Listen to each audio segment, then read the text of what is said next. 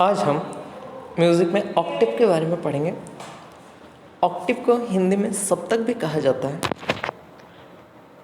सप्तक का मतलब होता है 12 नोट का एक ब्लॉक। म्यूज़िक में 12 नोट का एक ब्लॉक को सप्तक कहते हैं।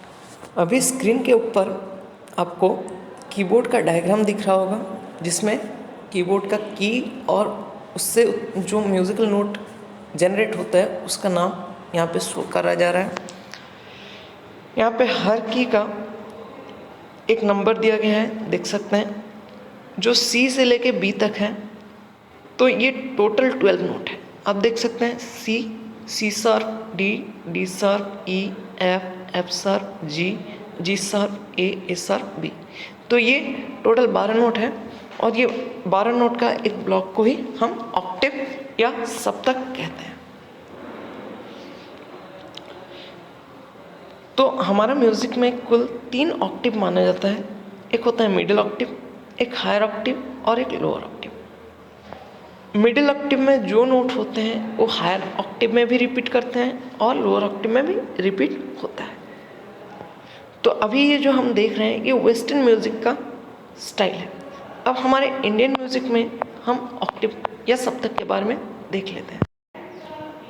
हिंदुस्तानी संगीत पद्धति में भी एक सप्तक में 12 नोट होता है, पर यहाँ पे नोट का नाम सारे गामा पाधा नी होता है।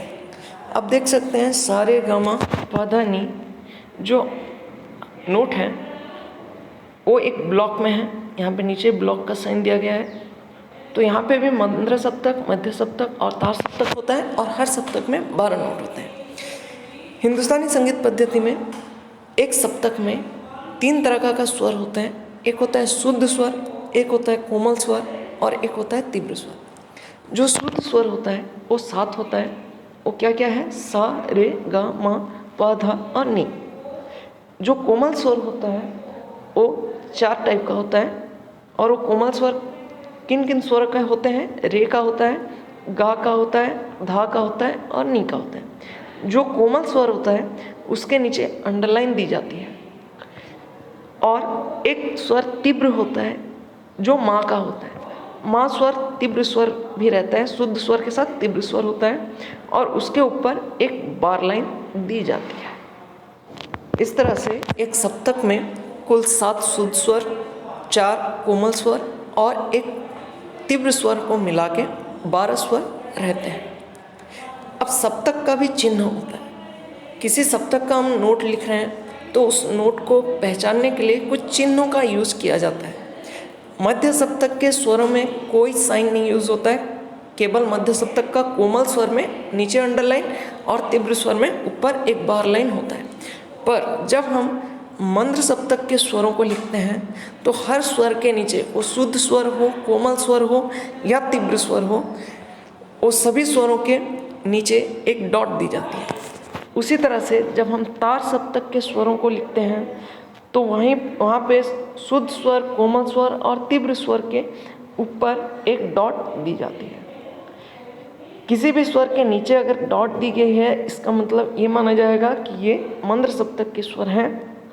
किसी स्वर के ऊपर डॉट दी गई है तो उसे हम तार सप्तक के स्वर मानेंगे।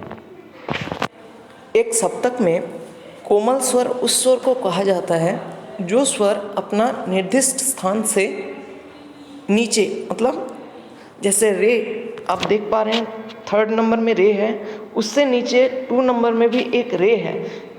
ये 2 नंबर का जो रे है इसको हम कहेंगे कोमल स्वर, क्योंकि इसका निर्दिष्ट स्थान से ये नीचे आ रहा है। उसी तरह से तीव्र स्वर उस स्वर को कहा जाएगा जो अपना निर्दिष्ट स्थान से ऊपर है। केवल एक सप्तक में माँ स्वर अपना निर्दिष्ट स्थान से ऊपर होता है, इसीलिए माँ स्वर का तीव्र स्वर होता है, कोमल स्वर नहीं होता। जो स्वर अपने स्थान से नीचे आते हैं उनका कोमल होता है और जो स्वर अपने निर्दिष्ट स्थान से ऊपर जाते हैं उनका तीव्र स्वर होता है।